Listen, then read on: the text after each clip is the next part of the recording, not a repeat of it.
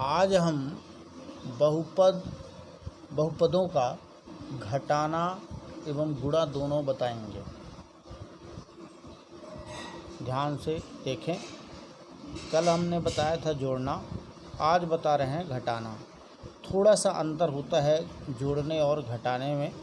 मान लो px कोई बहुपद है 3x² ऋण 8x धन 5 और qx कोई बहुपद है 2x² माइनस 11x प्लस 5। इस सिचुएशन में 15 कर लेते।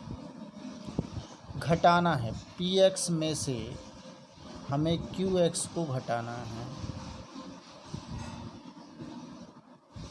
तो सबसे पहले px लिखेंगे। px इस 3x² माइनस 8x प्लस 5।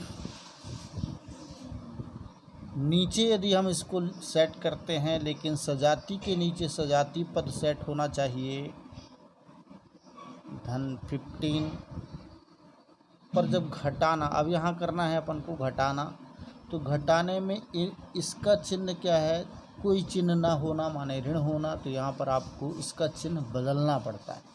ये ऋण लिखा है तो इसका चिन्ह हो जाएगा धन, इसका धन लिखा है तो उसका हो जाएगा ऋण। अब इन चिन्ह का यहाँ पर कोई मतलब नहीं है। अब हम ये नए चिन्हों का प्रयोग इसमें करते हैं। अब करना वही है जो जोड़ना और घटाना। घटाने की क्रिया, ये ऋण चिन्ह बदल देने से घटाने की क्रिया संपन्न हो गई। बाकी करना हमको बीजगणित के नियम से है कि यदि अलग अलग चिन्ह हैं तो उनको घटाना है। तो 15 में से 5 जाएगा और बड़ी संख्या 15 है जिसका चिन्ह ऋण होगा, तो यहाँ पर आएगा ऋण 10। 15 से 5 चला गया तो 10 बचा। अब माइनस बड़ी संख्या है इसलिए चिन्ह यहाँ पे लग गया।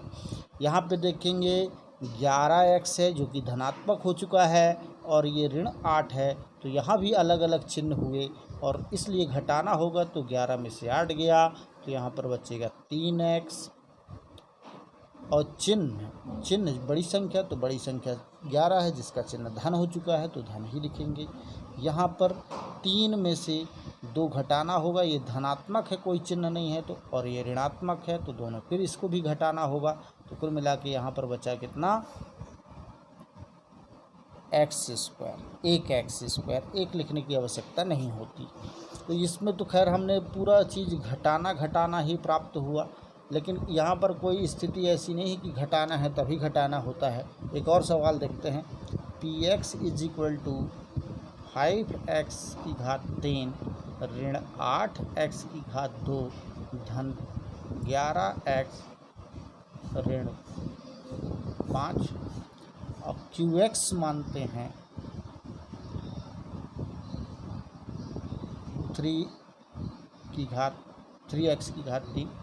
और फिर यहाँ पर लिखेंगे 12x² धन 13x ऋण 14 धन 14। अब इस सिचुएशन में हम घटाना चाहते हैं तो आप जानिए कि नीचे एक बार लिखना पड़ेगा जिस तरह से ये लिखेगा। अब यहाँ पर चिन्ह बदलिए, तो ये धन है तो इसका ऋण हो जाएगा, यहाँ पर ये धन है तो ऋण हो जाएगा, ये भी धन है तो ऋण हो जाएगा, ये भी धन है तो ऋण हो जाएगा। अब यहाँ पे आप देखिए कि 14 और 5 का चिन्ह दोनों का ऋण हो गया। तो ऋण हो गया तो दोनों जुड़ेंगे, संख्या तो जुड़ेगी परंतु चिन्ह ऋण का ही रहेगा। और 13 और 11 में देखिए तो ये ऋण हो चुका है, धन अलग अलग चिन्ह है। 13 में से 11 चला जाएगा तो 2 बच रहा है, तो 2x अब बड़ी संख्या का चिन्ह यानी कि यहाँ पर ऋण लगेगा। और इसी तरह से दोनों चिन्ह यहाँ पर भी ऋण हो चुके हैं, इसलिए ये दोनों संख्याएं जुड़ेंगी तो हो गया 20x², परंतु चिन्ह ऋण का ही रहेगा। यदि ऋण है तो ये नहीं होता कि माइनस माइनस प्लस होता है। माइनस माइनस जरूर होने के कारण ये दोनों संख्याएं जुड़ेंगी परंतु चिन्ह ऋण का ही रहता है। और 5 में से 3 चला गया तो यहाँ पर 2x³ बचेगा। इस तरह से घटाना किया जाता है। तो बच्चों इसका होमवर्क हम देंगे, ये आप लोग समझ गए होंगे, ये पिछले साल भी आप लोग पढ़े हो, बहुत पहले से पढ़ते भी आ रहे हो, लेकिन ये आपके कोर्स में है इसलिए इसको बताया जा रहा है। तो इनको उनका होमवर्क देंगे, आप लोग करके बताना, ठीक है। अब गुणा की स्थिति, गुणा भी आप लोग पढ़े हो लेकिन फिर भी यहाँ पर एक बार ताज़ा किया जा रहा है। मान लीजिए कि px बराबर आपका दिया हुआ है 3x² धन 2x धन 5 और qx बराबर दिया है x माइनस 2। अब इन दोनों को गुणा करना है तो px गुणित qx करना है। तो जो छोटा है उसको आप पहले लिख सकते हो, कोई दिक्कत की बात नहीं है। और 3x² + 2x + 5 ऐसा लिखा जा सकता है, गुणा करना है। तो सबसे पहले x को अपन खोल के लिखते हैं, तो x को लिखते हैं पूरी संख्या उतार देते हैं, 3x² + 2x + 5 और फिर इसके बाद -2 लिखा है तो -2 अवश्य रूप से, कई लोग यहाँ पर माइनस छोड़ देते हैं, माइनस मतलब इसका ये जो चिन्ह यदि धन होता तो धन तो होता, यदि ऋण है तो ऋण होगा, तो ये छूट देते हैं, लेकिन ये इसको छोड़ना गलत होता है। 3x² + 2x + 5 इसको फिर दोबारा उतार दिए, x का गुणा करिए तो 3x³ हुआ प्लस 2x² हुआ, x का x² से गुणा माने घात x बढ़ती जाएगी यहाँ पर, और ये x से x का गुणा हुआ x² हुआ, 5 से x का गुणा हो तो 5x हुआ।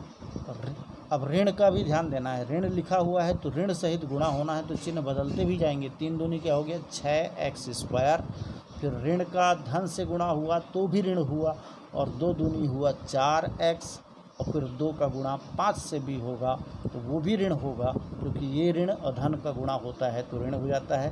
तो यहाँ पर आप 5 दूनी 10। अब यहाँ पे ज़रूर ये बात का जो अपन लोग जानते हैं कि प्लस से प्लस का यदि गुणा होता है तो प्लस होता है, माइनस से माइनस का गुणा होता है तो प्लस होता है, प्लस गुणित माइनस होता है तो माइनस होता है, माइनस का गुणा प्लस से होता है तो माइनस होता है। तो मोटे तौर पे ध्यान देना कि समान चिन्ह का गुणा जब करते हैं तो धन होता है, और अलग अलग चिन्हों का गुणा करते हैं तो ऋण। तो यहाँ पर चिन्ह को जानने के लिए, जैसे यहाँ पर अपन ऋण का धन से किए तो ऋण आएगा, ऋण का धन से किए तो ऋण आएगा, ऋण से धन का, तो यहाँ पे हमको इस चीज़ की ज़रूरत होती है, जोड़ में नहीं, जोड़ घटाव में नहीं। वहाँ तो अपन ने जैसे बताया था वैसे करना है, यहाँ पर ऐसे करना होता है। अब इसमें जो है सजातीय पदों को इकट्ठा करना होता है, तो 3x² क्या 3 घात वाला कोई और पद है नहीं है, तो 3x³ लिख देंगे, और 2x² और 6x², इस x² वाले पद 2 ठो हैं, परंतु इनको भी ध्यान देना है, इसका चिन्ह ऋण धन है और इसका चिन्ह क्या है ऋण है। तो दोनों अलग अलग चिन्ह हैं, दोनों सजाती हैं, क्योंकि x² है तो 6 में से 2 घटेगा, तो घटेगा तो बचेगा ऋण, बड़ी संख्या का चिन्ह लगेगा 4x²। फिर 5x और 4x की बात भी करें तो 4x और 5x की बात करें तो 5x और 4x क्या है, ये धनात्मक है, ये ऋणात्मक है, तो ये घटेगा, ये भी घट जाएगा, तो 5 में से 4 गया, तो धन x, 1 नहीं लिखने की ज़रूरत है, 1 बजा 1x लिख सकते थे, लेकिन लिखने की ज़रूरत नहीं। और फिर आपका 10 जो है अकेला है, इस तरह से आपका ये गुणा कंप्लीट हुआ। तो मेरे ख्याल से दिक्कत नहीं होगी, आप लोग ये चीज़ पढ़े हैं और अवश्य करके इसको हल कर सकते हैं, इसलिए अब केवल होमवर्क आपको दिया जाएगा।